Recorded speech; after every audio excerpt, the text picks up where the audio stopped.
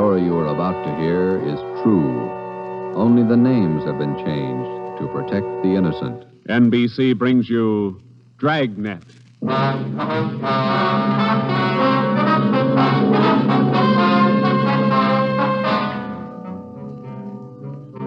You're a detective sergeant. You're assigned to robbery detail. A ruthless fiend roams the streets of your city masquerading as a police officer. For months, helpless citizens have been robbed, beaten senseless, and kidnapped. The criminal is a twisted genius, vicious, cunning. Your job is to get him. Dragnet, the documented drama of an actual crime, investigated and solved by the men who unrelentingly stand watch on the security of your home, your family, and your life. For the next 30 minutes, in cooperation with the Los Angeles Police Department, you will travel step by step on the side of the law through an actual case from official police files, from beginning to end, from crime to punishment. Dragnet is the story of your police force in action.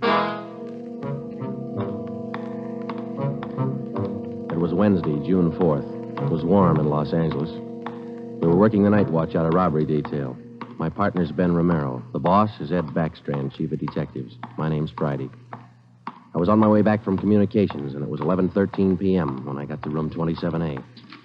Robbery detail. Oh, hi, Joe. Hi, Ben. Did you get that message to call home? Yeah, bad news. What's the matter? That doggone kid of mine, chicken pox. Oh, again? Last year it was the mumps. Year before that, the measles. Every time I get set for a vacation, he decides to catch something. Well, forget it, Ben. Think what a comfort he's going to be in your old age. Go ahead, laugh. You'll find out. Yeah. How are you, Friday? Romero? Fine. What can we do for you? You don't look like you remember me. Oh, no, wait a minute. Name's Savage, isn't it? George? It's Johnny, Sergeant. Johnny Savage. You remember now? Oh, sure. Those liquor store robberies out in the Wilshire district. About 6-7 years ago, wasn't it? 10 years, Romero. You ought to remember that. You were at the trial. We testify in court every week. 10 years is a long time. It's longer in the state pen. It's a lot longer. Yeah, you cried a little at that trial, didn't you, Savage? You said we beat that confession out of you. Yeah, that's why I figured I'd drop in for a little visit. Kind of apologize to you fellas. You gave me a square deal. I guess I kind of lost my head. I figured I'd apologize. Oh, that's all right, Savage. When'd you get out? A couple of weeks ago. I did it the hard way. Served 10 flat. I don't know my day. You find a job yet? Yeah, Friday. I'm working nights. What kind of a job? Laborer in a warehouse, south end of town. Good. You decided to level? 10 years in prison's a long time. You learn a lot of things. Nights are long. You think a lot. You get things straightened out. I hope you mean that. Sure, I mean it, Friday. I've got everything straightened out. I know who my friends are, and I know who to watch out for. You sound like maybe you're on the right track. I got it figured, Romero. Not like you two fellas. You caught me red-handed, and you sent me up for 10 years. Well, you did all right, Savage. 5 armed robberies. You got off pretty easy. You got a break, Savage. Make the best of it. Sure, I'm not kicking. 10 years, a real break. That's right. Well, just dropped in for a little visit. Maybe I'll see you fellas sometime. All right, Savage? Keep your nose clean? Sure. No hard feelings. No. You just took 10 years of my life, that's all. There's no such thing as a man going through prison without changing. And Ben and I have seen him switch in both directions. Some men learn their lesson after they land behind bars, and when they're released, they turn into good citizens. Johnny Savage was sour. We made a mental note to check him out later on, and then we went down to the record bureau and pulled his coming out mug. That's about all that we had time for, because about an hour later, we started to get busy. Hot shot, Joe. Grab it. On the corner of Selma and Naples, the drugstore, 211 and probable attack. On the corner of Selma and Naples, 211 and... What you got, Joe? Selma and Naples, 211 and attack. Come on.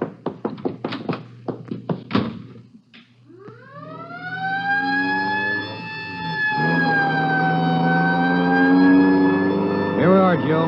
Over there on the far corner. Yeah. All right. Come on.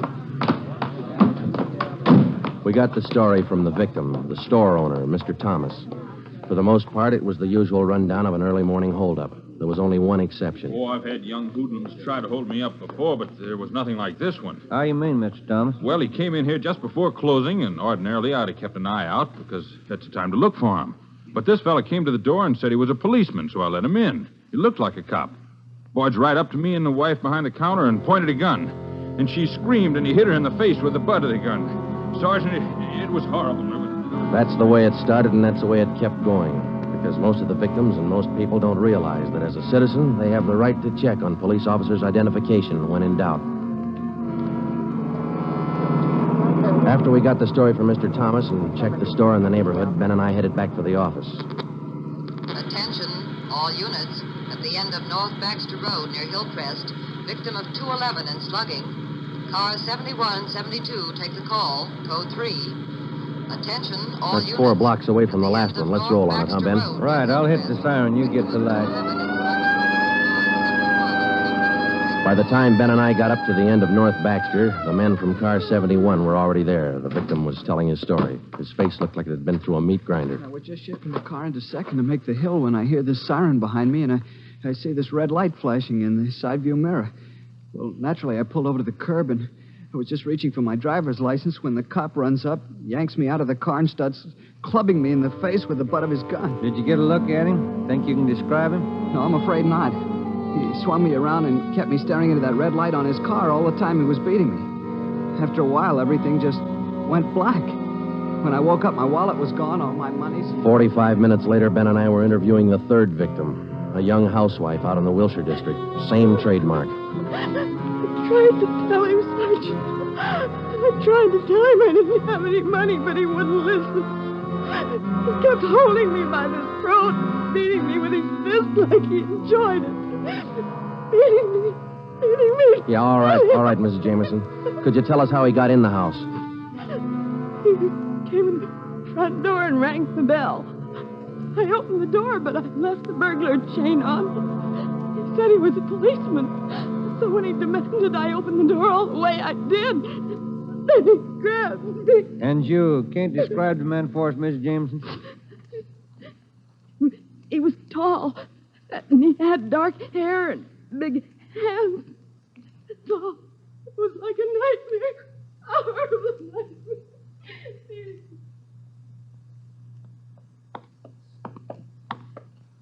Tall, dark hair, big hands. Your guess the same as mine, Joe? Maybe. Let's wait and see. Come on, let's check with the boss. Hi, Mike. Hi. He's waiting for you. In there. Come on, Ben. Chief of Detective's office. Hannon. Sit down. Yeah, Skipper. All right, you two, let's have it. The guy with the red light? Yes, the guy with the red light posing as a policeman. Why hasn't he been picked up? You know as much about it as we do, Ed. We got our first call around midnight. He knocked over a drugstore out on Selma. He hasn't stopped working since. Didn't you get any definite lead on him? No description, no license number? Nothing. He's tall, big hands, dark hair, that's all. Fine.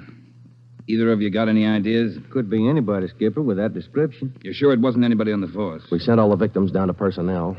Lowry showed him the mug book of all police officers. Wasn't one of our men. Works fast. Drugstore, a motorist, a pedestrian, a housewife out in the Wilshire district. Went right in the house after her. 4 of them, right in a row. 5.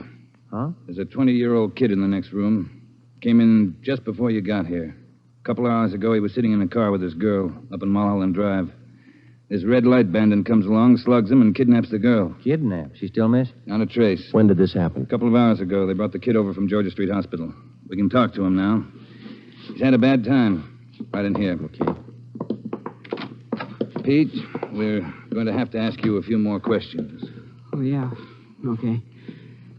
It feels a little better now. This is Sergeant Friday and Sergeant Romero. Hi, Pete. Hi. Can you tell us what time the trouble started? Oh, about 10:15, 10:30. Sally and I were sitting in the car talking about where we were going on our honeymoon. We're going to be married next month. And then this car pulls up behind us and starts flashing a red spotlight on us, and a guy runs over and pulls open the door. He said he was a cop. Did you get a good look at his car, Pete? I think it was a black sedan. Did you get a look at the man, Pete? No, I didn't. It was pretty dark, and he kept me staring into that red spotlight. It all happened so fast. Then he started slugging me, and I went down. What happened then? Well, the next thing I knew, Sally was screaming. He had one hand on her throat, and he had her backed up against the side of the car. He was beating her with the other hand. Some kind of a short billy club.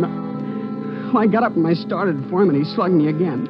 When I came to, Sally was gone. Anybody check the area up there, Ed? Yeah, Davis and Griffin. Didn't find a thing. Oh, Sergeant, you gotta find her. You got to. I wouldn't know what to tell her folks. I wouldn't know what to say. That's all right, Pete. We'll find her. You take it easy. Got a hot shot, Ed, up on Summit Road near Westmore. A woman, unconscious. Ambulance follow-up. Possible dead body. All right, Hannon.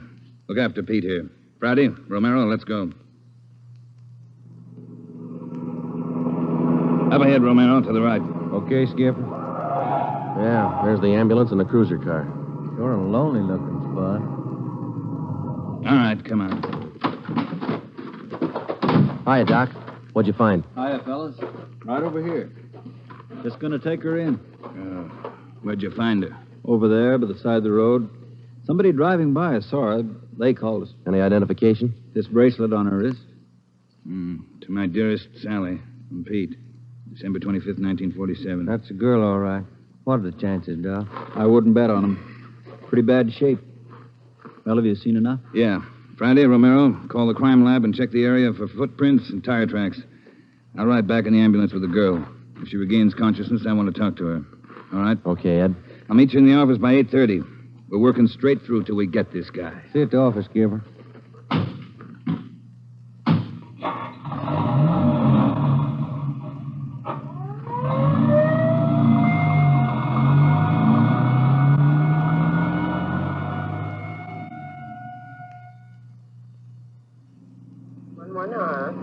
What time you got, Ben? 7 minutes to 4. Long night. Hey, that car up there ahead. Let's take a look at it, huh? Black sedan.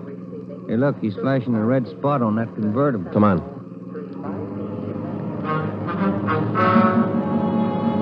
He sees us, Joe. He's pulling away. Get that gas pedal down to the floor. Already there. He's turning off right. Hit the siren. I'll get the light. We're gaining a little, Ben. Next corner to the left. Joe, where'd he go? It's a fancy driver. Try the alley up ahead to the left. Must have turned up that cross street. Get through the alley and double back on him. Right. There he is, Ben. Look out. Watch it, Joe. Watch it. He's going to ram us.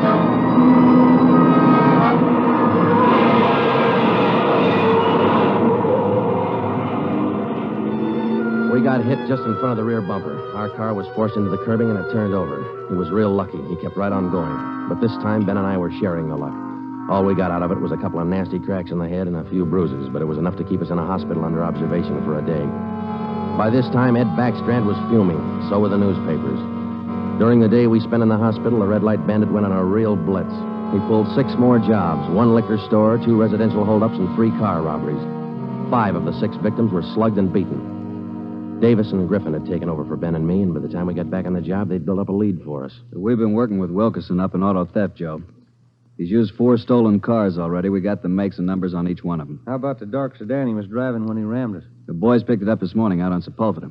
We're checking it for prints now. Oh, that's fine, Dave. You got any description on the guy yet? No luck there, Joe. He works too fast. Nothing at all? The same as you had. Tall, black hair, big hands.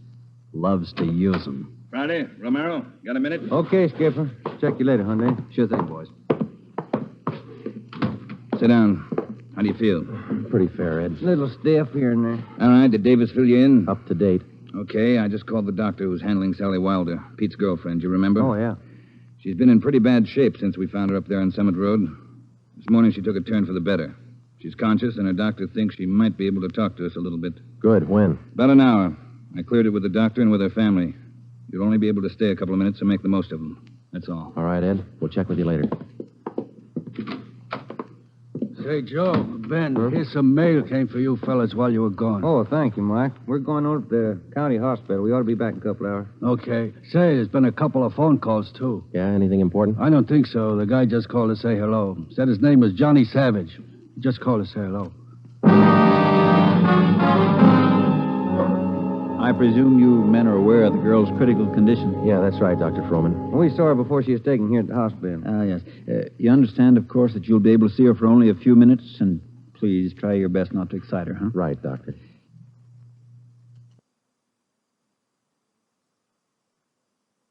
Sally isn't able to talk.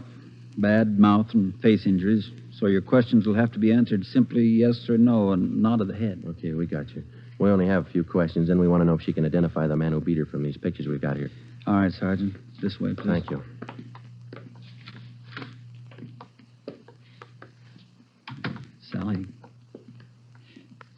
Sally, these gentlemen are from the police department. They'd like to ask you a few questions. Now, there's no need to be nervous or afraid. Just simply nod your head yes or no. That's fine. All right, Sergeant. Sally, did you see the man who attacked you? Yes. She says yes. Did you get a good look at his face? You did. All right, Sally, now you can answer these three together, just yes or no.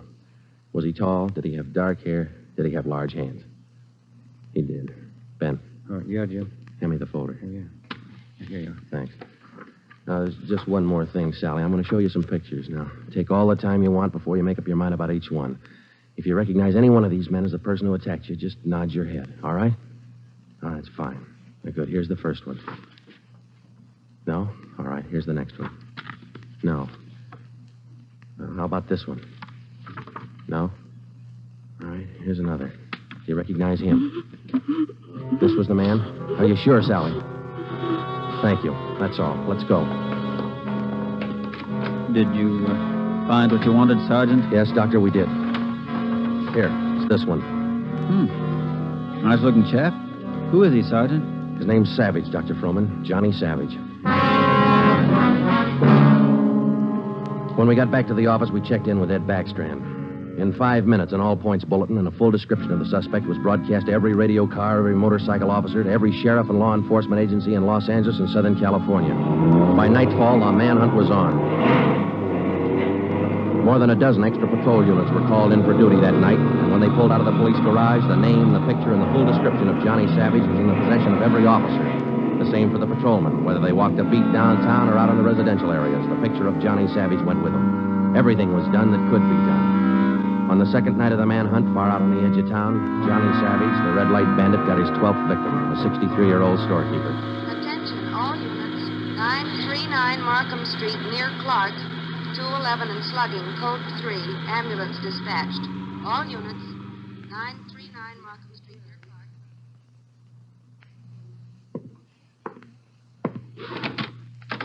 Here it is, Skipper. Tie-in. What'd you get? Wilkerson lifted the prints off that black sedan that rammed Joe and me. Yeah? They belonged to Johnny Savage. Yeah, good. That storekeeper last night. It is Savage, all right. Victim identified him from his mug. All right. We got enough on this Savage guy to put him on ice for life. All we have to do now is to get him. Now, look, the way we figure it, Ed, this red light bandit is using stolen cars with cold plates, so there's no way of tracking down the cars at regular commercial garages. He's got to be renting private garages someplace around town. All right, let's get the neighborhood patrolman on the job. Advertise it. All over town. It's a city ordinance, isn't it? People who rent private garages are bound by law to register the car and license number with the police. Start a campaign if you want, but find those cars. Right. Wait a minute. Hello, Backstrand. Yeah? When? I see. Yeah, thanks. What is it, Ed? It was the hospital. About the girl, Sally. Sally Wilder? What about her? She died 5 minutes ago. That night, everybody went back on the job as usual. The cruiser cars, the patrolmen, the motorcycle officers, and about a dozen decoy cars. Armed policewomen riding alone in cars or parked in lonely spots with a police officer escort. Our car, 80K, was still in the garage for repairs, so they assigned us another one. And we started to make the rounds. Everything was usual. Except one thing. We weren't tracking down just a thief anymore or a sadist who liked to beat people's faces in. We were out to get a murderer. It was a perfect night for the suspect. Dark, no moon. I gave Ben 2-to-1 odds, and I put up $5 that we'd get Savage that night. I lost the $5. We cruised until 7 the next morning, but there wasn't even a nibble. We had breakfast at the Federal Cafe, a little restaurant down the street from the city hall, and it was about 8:15 when we got back to the office. We were pretty tired. Robber detail, Romero. I would like to speak to Sergeant Friday. Just a minute. It's for you, Joe. Okay, thanks. Friday talking. Sergeant Friday, I want to talk to you. Well, I'm listening. Go ahead. I want to talk to you in person as soon as possible. Can't you tell me over the phone? What is it? I cannot tell you over the phone. It is very important. Can you come now? Well, now, look, mister, I'm awful sorry, but we're very busy down... 554 Ramona Avenue. Can you come now? Well, what's this all about? Who is this speaking? My name is Carl Savage. My son's name is John.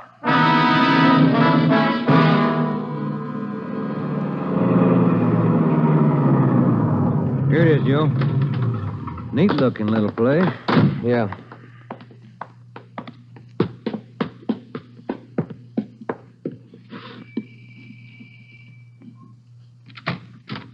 Yeah? I'm Sergeant Friday. You Mr. Savage? Yeah, come in. Okay. This is my partner, Sergeant Romero. How do you do? I will be brief, gentlemen. I am the father of John Savage. I wish for you to catch him. I will help you. I noticed the name on the mailbox outside, Mr. Savage. Changed your name lately? I changed my name 10 years ago when John first got into trouble. My own name I had to change. The shame. Always from him, my son. Shame. Mr. Savage, has your son been home since he got out of prison? Yeah, many times to ask for money. I would not give him any, so he struck me.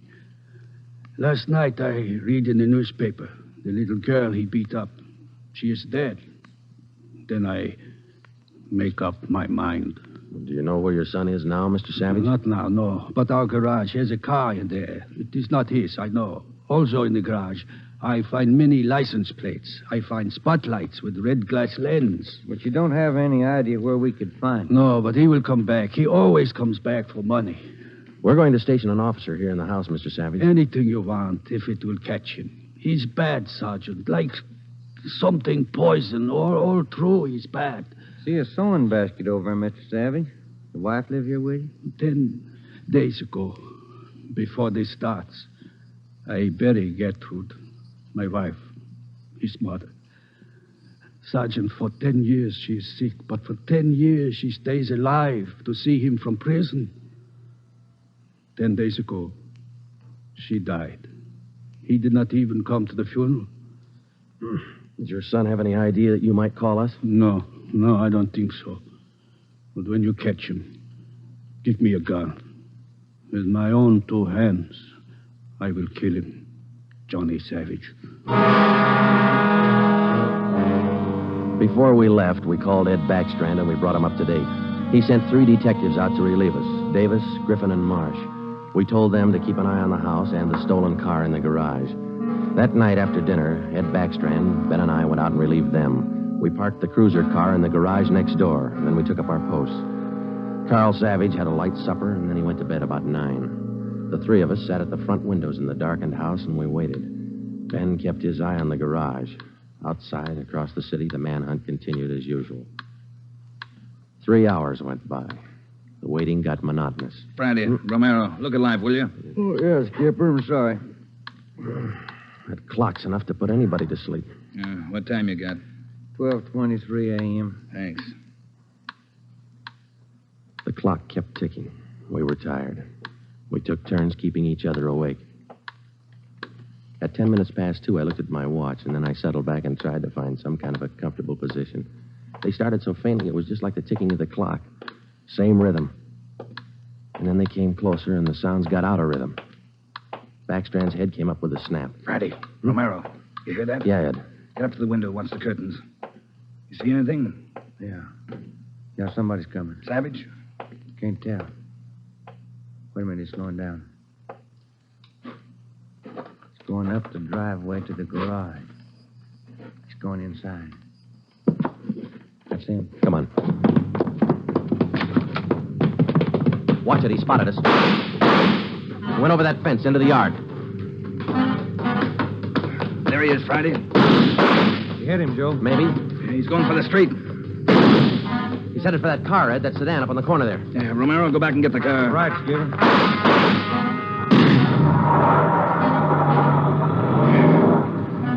Must have parked up the block before he came around. Where's Romero? I don't know. Oh, here he comes now. All right, let's go. Get that radio on, Joe. It's already on, Ed. All right, give him a call. Any sign yet? No, nothing so far. Next corner to the right, Ben. Unit 80K to Control 4. 80K to Control 4. Control 4 to Unit 80K. Go ahead. Clear and keep frequency 4 open. This is an emergency. 80K, roger. Frequency 4, open and clear. Attention, all units on frequency 4. Stand by. 80K, go ahead. Yeah, there he is, Friday, up ahead. ahead. Dark blue sedan. Control 4, we are in pursuit of the possible red light bandit. Suspect is driving a dark blue 1949 sedan. License number in the 7 column. 61 Robert 784. Use caution. Suspect is armed. Code 3. Attention, all units. Attention, all units. Unit 80K now pursuing possible red light bandit. Suspect is driving a dark blue 1949 sedan. License number in the 7 column. 61 Robert 784. Use caution. Suspect is armed. Code 3. Your location, 80K. Control 4, we are headed east on Wilshire Boulevard, crossing La Brea. Attention, all units. Suspect is headed east on Wilshire Boulevard, crossing La Brea. Watch it, Romero. Don't lose him. I see him, Skipper. Control 4, still pursuing red light bandit. Headed east on Wilshire, now crossing Rossmore. Attention, all units. Suspect is still headed east on Wilshire, now crossing Rossmore. Suspect is armed. Use caution. Code 3. That truck pulling out up ahead. Hit the siren, will you, Skipper? Yeah. Hold on, it's a tight squeeze. Gaining on him, Romero. A lot of traffic up ahead. He's got to slow down. Control 4, suspect headed east on Wilshire, crossing Western Avenue, closing in. There he goes. Took a right down Sherman Alley. It's a dead end. Yeah. Control 4, suspect turns south into Sherman Alley, closing in on suspect. Attention, all units. Suspect has turned south into Sherman Alley. Suspect is trapped. Converge on Sherman Alley. There he is, Skipper. Pulling up ahead. He's jumping out. All right, take the mic, will you, Ed? Here. Come on, Ben. I'll direct the other cars in. If you need help, holler. Right, Skipper. All right, which way to go, Ben? Down between those buildings. Come on. He's starting up the back fire escape. All right, keep him busy.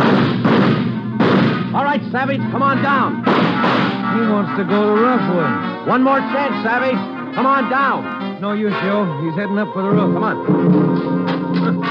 He climbs like a monkey. Come on, let's get him. Yeah, all right. Here, I'll give you a hand. Here's the roof. All right, where'd he go? I don't know. Let's spread out. All right, Savage, you're through. Throw your gun out and come out with your hands up. Watch it, Joe. He's running for the edge. He's going to jump. I'll get him. All right, up, guy back here. You lousy copper, you dirty, lousy cop. I'll kill you out. You're through, Savage. You're through.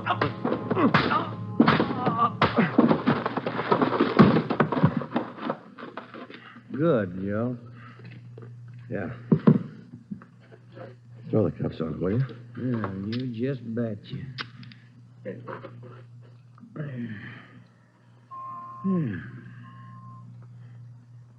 You want to smoke? Yeah, I can sure use one. Thanks. Quiet up here. Yeah. I was just thinking. Well? Carl Savage, this guy's father. Mm-hmm. What about him? Nothing. What would you do, Ben, if your son was a murderer?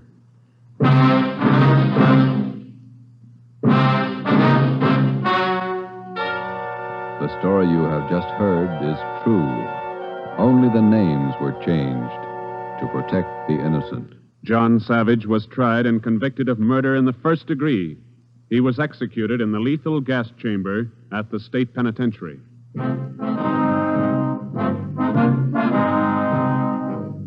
You have just heard the sixth in a new series of authentic cases from official files. Technical advice for Dragnet is furnished by the Los Angeles Police Department. Tonight's program is dedicated to Patrol Officer Robert Steele of the Montana State Highway Patrol, who on the morning of November 2nd, 1947, gave his life so that yours might be more secure.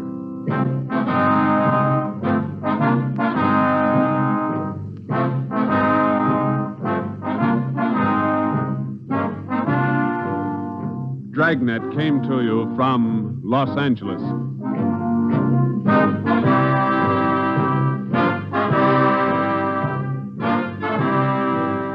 This is NBC, the national broadcasting company.